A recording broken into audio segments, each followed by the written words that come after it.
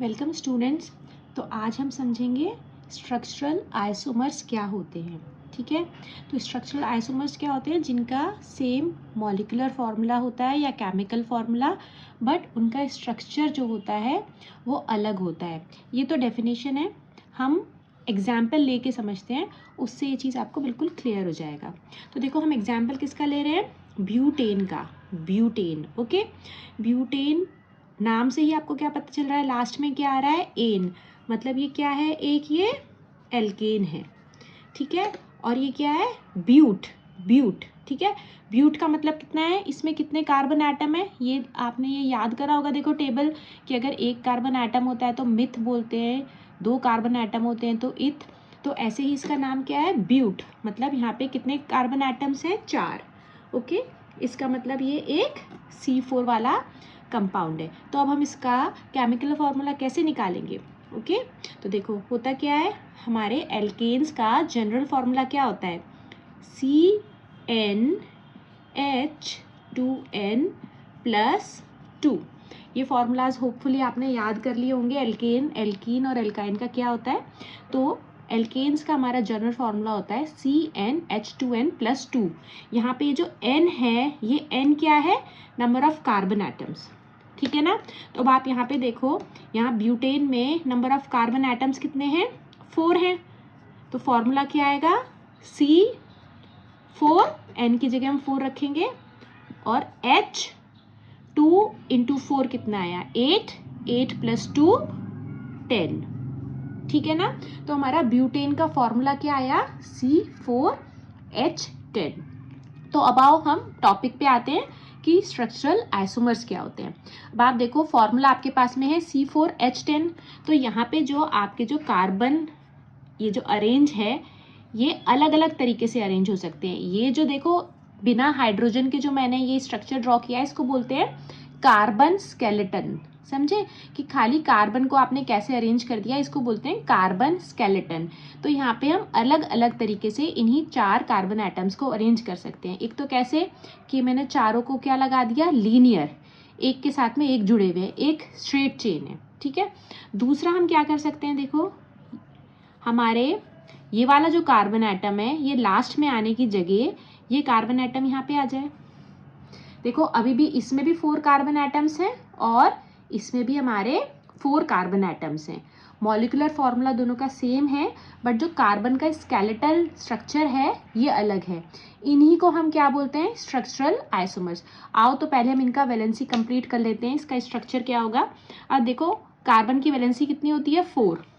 Valency complete कैसे होगी? Carbon की वैलेंसी 4 होती है, तो इस कार्बन का एक वैलेंसी तो यहाँ पे है, एक बॉन्ड इसने यहाँ बनाया हुआ है, तो कितने हाइड्रोजन आएंगे? 1 2 3, ओके। इस कार्बन ने एक बॉन्ड यहाँ बनाया हुआ है, एक यहाँ, तो टोटल 4 बना सकता है ना, ठीक है। तो ये कार्बन भी 2 हाइड्रोजन के साथ में अटैच्ड होगा। 1 2 3 4, 4 से ज़्यादा कहीं नहीं बॉन्ड बनेंगे, ओके। तो देखो इसका स्ट्रक्चर क्या आया, ठीक है। और इस वाले की भी वैलेंसी पूरी करो। इस कार्बन ने यहाँ पे बना रखा है, तो 3 हाइड्रोजन्स यहाँ आए। इस कार्बन ने भी एक अटैच किया हुआ है, तो 3 हाइड्रोजन्स यहाँ आए। इस कार्बन का भी एक बॉन्ड फॉर्म हुआ हुआ है, तो 3 हाइड्रोजन्स यहाँ आए। और इसने ये 3 बॉन्ड कार्बन से जोड़े हुए हैं, तो खाली एक हाइड्रोजन आएगा। अब आप चेक करके देखो दोनों में फॉर्मूला क्या आ रहा है। C4 तो है ही, और देखो H कितने आए? 4 + 4 8 9 10, ओके। और यहाँ पे भी देखो C4, और हाइड्रोजन देखो 1 2 3 4 5 6 7 8 9 10। तो आप ये देखो, इन दोनों का जो है केमिकल फॉर्मूला सेम है, बट जिस तरीके से हमारे कार्बन अटैच हुए हैं ये अलग है। अब हम इनका नेमिंग करते हैं। अब आप नेमिंग देखो, इसका नेम क्या होगा? ये एक लीनियर है, तो हम इसको क्या बोलेंगे? N1 2 3 4। 4 कार्बन एटम को क्या बोलते हैं? ब्यूट, ठीक है। और ये क्या है? एक एल्केन है, तो लास्ट में आ जाएगा ब्यूटेन। फाइन। अब आप इस वाले को देखो, इसमें हमें क्या करनी होगी? नंबरिंग, ठीक है। तो हम नंबरिंग करेंगे 1 2 3। अब आप देखो, आप यहाँ से नंबरिंग करोगे तो भी आपका जो सब्स्टिट्यूएंट है ये कहाँ पे आ रहा है? सेकंड पे, ठीक है ना। और अगर आप यहाँ से नंबरिंग करोगे तो भी आपका जो ये सब्स्टिट्यूएंट है ये कहाँ पे आ रहा है? सेकंड पे। तो इसका नाम क्या होगा? देखो ठीक है। अब ये जो ग्रुप होता है, ये जो ग्रुप है ये क्या है, CH3, इसको हम क्या बोलते हैं, मिथाइल ग्रुप, है ना। तो इस कंपाउंड का हमारा क्या नाम हुआ इसमें, तो इस कंपाउंड का हमारा क्या नाम हुआ, सेकंड पोजीशन पे हमारा क्या प्रेजेंट है, सेकंड पोजीशन पे हमारा क्या सब्स्टिट्यूएंट प्रेजेंट है, मिथाइल। तो हम इसे बोलेंगे 2 मिथाइल, ठीक है। और कोई सब्स्टिट्यूएंट नहीं है ना, तो हम इसे बोलेंगे 2 मिथाइल। और देखो जो हमारी लॉन्गेस्ट चेन बन रही है वो क्या है, 1 2 3, 3 कार्बन एटम्स को हम क्या बोलते हैं, प्रॉप। और ये क्या है, एक एल्केन, क्योंकि इसमें सिंगल बॉन्ड्स है, तो इसका नाम क्या हुआ, 2 मिथाइल प्रोपेन। होपफुली आपको समझ आया होगा। जब हम इसका नंबरिंग करेंगे तो हमारा सेकंड कार्बन एटम पे जो हमारा सब्स्टिट्यूएंट प्रेजेंट है वो क्या है, CH3, जिसे हम क्या बोलते हैं, मिथाइल। तो हम इसे क्या लिखेंगे, 2 मिथाइल, ठीक है। और 1 2 3 लॉन्गेस्ट जो चेन है वो हमारी 3 कार्बन एटम्स की है, 3 कार्बन एटम्स को हम क्या बोलते हैं, प्रॉप। और ये एक एल्केन है, तो इसमें हम लास्ट में क्या लगाएंगे, एन। तो इसका नाम हुआ 2 मिथाइल प्रोपेन, ठीक है। तो आपको होपफुली ये समझ आया होगा कि स्ट्रक्चरल आइसोमर्स क्या होते हैं। स्ट्रक्चरल आइसोमर्स वो होते हैं जिनका सेम मॉलिक्यूलर फॉर्मूला होता है और उनका स्ट्रक्चरल फॉर्मूला अलग होता है। अब आपको बेटा यहाँ पे एक पॉइंट बहुत इंपॉर्टेंट है जो आपको याद रखना है, कि जो हमारे स्टार्टिंग के 3 हैं, 1 2 और 3 कार्बन एटम वाले जो हमारे एल्केन्स हैं, ये हमारे स्ट्रक्चरल आइसोमर्स शो नहीं करते। क्यों, देखो मीथेन होता है CH4, इथेन होता है C2H6 और प्रोपेन क्या होता है, C3H8, ठीक है। तो यहाँ पे खाली कार्बन 1 है, 2 है, 3 है। इनको हम और किसी तरीके से अरेंज कर ही नहीं सकते, इनमें ब्रांचिंग एक्सेट्रा कुछ भी पॉसिबल नहीं है। तो ये जो तीनों हैं ये स्ट्रक्चरल आइसोमर्स हमारे शो नहीं करेंगे। ये तीनों एल्केन्स स्ट्रक्चरल आइसोमर्स हमारे कौन से कार्बन ऑनवर्ड्स शो करेंगे, C4। ब्यूटेन भी करेगा, पेंटेन भी, हेक्सेन भी, ये सब शो करेंगे। बट ब्यूटेन से पहले वाले जो हमारे एल्केन्स हैं वो हमारे स्ट्रक्चरल आइसोमर शो नहीं करेंगे। नेक्स्ट एग्जाम्पल क्या है हमारा, पेंटेन। अब आप यहाँ पे देखो लास्ट में एन आ रहा है, इसका मतलब ये एल्केन है, ठीक है। और पेंट मतलब C5 है, यहाँ पे जो कार्बन एटम है वो 5 हैं। एल्केन्स का जो जनरल फॉर्मूला क्या होता है, CnH2n+2।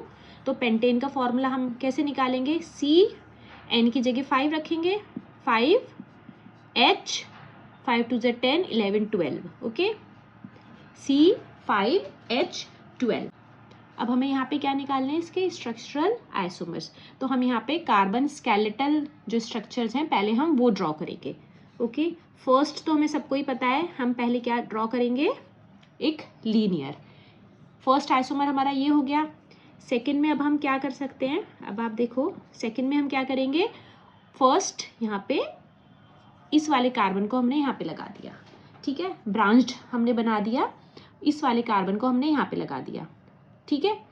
सेकंड आइसोमर हमारा ये बन गया। अब थर्ड बेटा आप ये भी कर सकते हो, ये चीज़ ध्यान रखना, आप थर्ड में सोचोगे अब हम इसी कार्बन एटम को यहाँ पे लगा दें, है ना। अब आप ये सोच सकते हो ना, इसी को हम यहाँ पे लगा दें, तो देखो ये दोनों सेम हैं। क्यों है सेम, हम यहाँ से नंबरिंग करेंगे, इधर 1 2 3 4, ठीक है। अब हम जब इसकी नंबरिंग करेंगे, जब नाम लिखेंगे, तो हम नंबरिंग यहाँ से नहीं करेंगे ना, वहाँ से करेंगे जहाँ पे ये सबसे ज़्यादा पास पड़ रहा है सब्स्टिट्यूएंट। तो यहाँ पे कहाँ से नंबरिंग होगी, 1 2 3 4।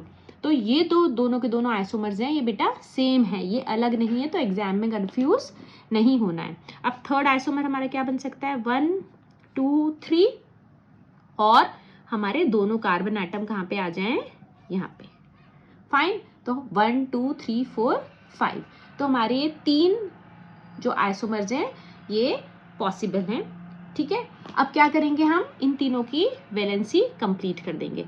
कितने हाइड्रोजन आ जाएंगे यहाँ पे, देखो 1 2 3, इसने 2 बॉन्ड ऑलरेडी बना रखे हैं, तो 1 2, यहाँ पे भी 1 2। आपको कहीं पे भी कार्बन के 4 से ज़्यादा बॉन्ड आप नहीं बनाएंगे, आपको वैलेंसी पूरी करनी है, मतलब आपको हर जगह 4 बॉन्ड बनाने। तो ये इसका स्ट्रक्चर ऐसे ही देखो, यहाँ पे 1 2 3, 1 2 3, यहाँ पे खाली एक हाइड्रोजन आएगा, इधर 2 हाइड्रोजन आएंगे, और इस वाले कार्बन में भी 3, ठीक है। ऐसे वैलेंसी पूरी होगी। अब इस वाले में देखो आप 1 2 3, 1 2 3, ठीक है। अब अब आप यहाँ पे एक चीज नोट करो, इस वाले कार्बन से एक भी हाइड्रोजन अटैच नहीं होगा। क्यों नहीं होगा? क्योंकि इस वाले कार्बन की ऑलरेडी वैलेंसी कंप्लीट है बाकी के कार्बन के साथ में अटैच होने से। अब आप इनका नेम क्या लिखोगे? देखो इसका नेम क्या होगा, ये तो सीधे है एन पेंटेन, ठीक है। इसका देखो, इस वाले में हमारा सेकेंड जो कार्बन एटम है इसके ऊपर क्या सब्स्टिट्यूएंट है? मिथाइल। तो क्या लिखेंगे इसे? 2 मिथाइल। नंबर और अल्फाबेट के बीच में हमेशा डैश आएगा, ओके। 2 मिथाइल, और ये क्या है? 1 2 3 4 कार्बन एटम्स है और एक एल्केन है। 4 कार्बन एटम्स का क्या बोलते हैं हम? ब्यूट। तो ये क्या हो गया? 2 मिथाइल ब्यूटेन, ठीक है, क्योंकि एल्केन है इसलिए लास्ट में क्या आया? ब्यूटेन। अब आप इसमें देखो नंबरिंग 1 2 3, यहाँ से करो तो भी ये 2 पे आ रहे हैं सब्स्टिट्यूएंट, यहाँ से करो तो भी ये 2 पे आ रहे हैं। इसका नाम क्या होगा? देखो 2 2 2 2 क्यों लिखा हमने? क्योंकि यहाँ पे 2 मिथाइल ग्रुप्स हैं, दोनों के दोनों कौन से कार्बन एटम पे प्रेजेंटेड? 2 पे। तो 2 2 कितने मिथाइल ग्रुप हैं? 2 मिथाइल हैं, तो हम इसे क्या लिखेंगे? 2 2 मिथाइल? नहीं, क्योंकि 2 मिथाइल ग्रुप हैं, तो 2 2 di methyl, okay. Eth meth prop, तो क्या आया ये? प्रॉप, और लास्ट में क्या आ जाएगा? एन। तो इसका नाम क्या आया? 2 2 डाई मिथाइल प्रोपेन, ओके। तो होपफुली आपको पेंटेन और ब्यूटेन के जो स्ट्रक्चरल आइसोमर हैं ड्रॉ करने आ गए होंगे। Thank you.